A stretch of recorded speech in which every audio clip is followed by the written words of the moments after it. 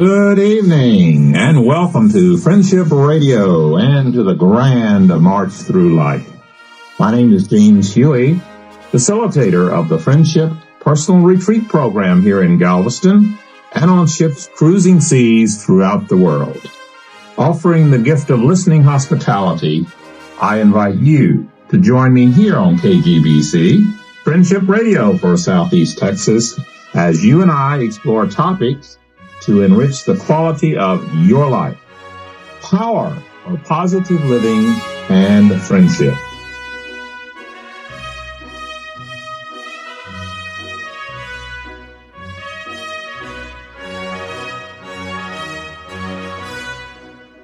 One of the things I like to do each week is to have what I call PTP time, point to ponder.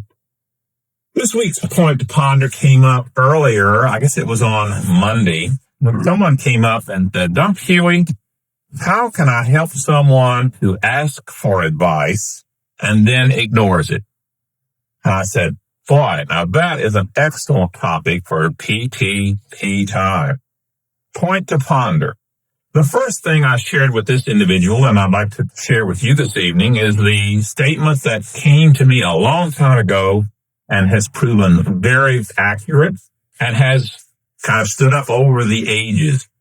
In response to how do I help someone who asks for advice and then ignores it, one of the things I would share with you is no one can solve problems for someone whose major problem is they do not want problems solved.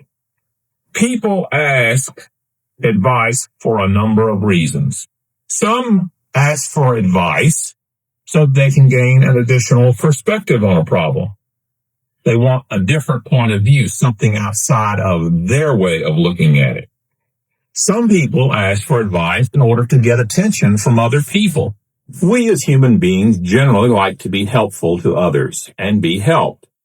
One of the ways that some people find for getting attention from other people is to ask for advice or to be in a situation where they are projecting themselves as being needy.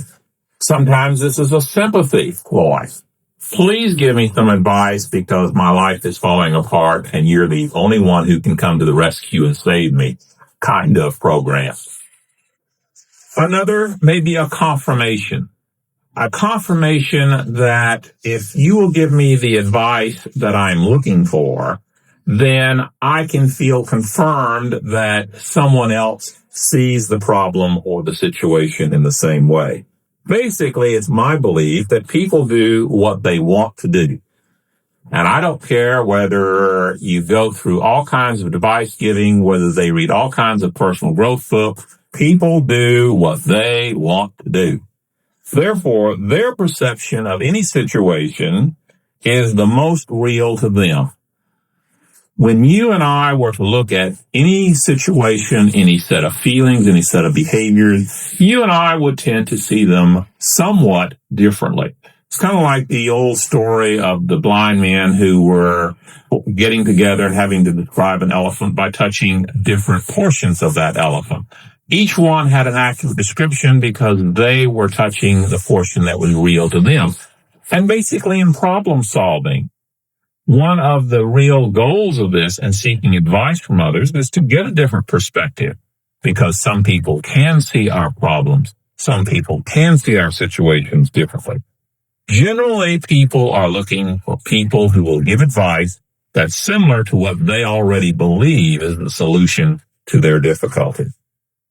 A third characteristic that I would encourage you to consider is psychological mind games. And probably the most frequent one is something like, yes, but. What should I do with XYZ? Well, yes, this is what you should do with XYZ. Well, that would work fine, but it won't work. Now, what happens here is that you go through a whole list. The person has asked you, what should they have for breakfast?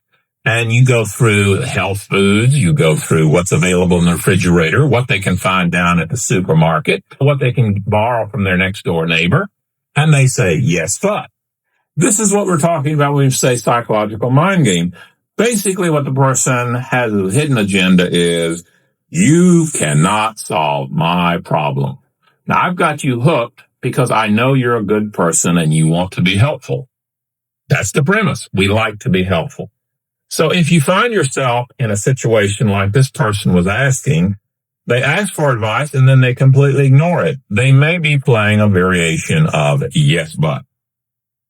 And the fourth point that I would urge for your consideration as you ponder, if you find yourself in this kind of situation, is to find your own role as to what being a helper means. What does being helpful mean to you? Because that is really the main way in which you can be active and effective for other people. Define what does being a helper mean. Does it mean rescuing people? Does it mean assisting people? Does it mean giving input but realizing that the problem and difficulty is still theirs? What is your role as being a helper or being helpful? So, in response, how do I help someone who asks for advice and then ignores it? A summary: people ask for advice for a number of reasons. Realize that, not for the reason you would ask, but for their reason. People basically do what they want to do, and they like reconfirmation of it. Third, be aware of psychological mind games. And four, define your own role of what being a helper and being helped means. Once again, we here on Friendship Radio focus on the reality that you and I have the power to define who we are. We have the power to define what our goals and feelings in life will be.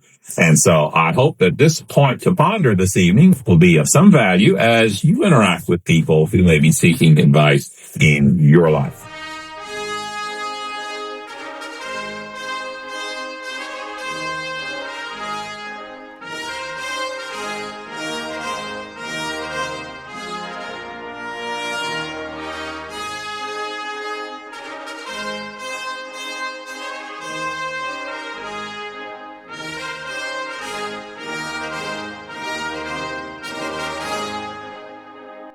I sincerely hope that this program has provided a valuable resource as you write your life story.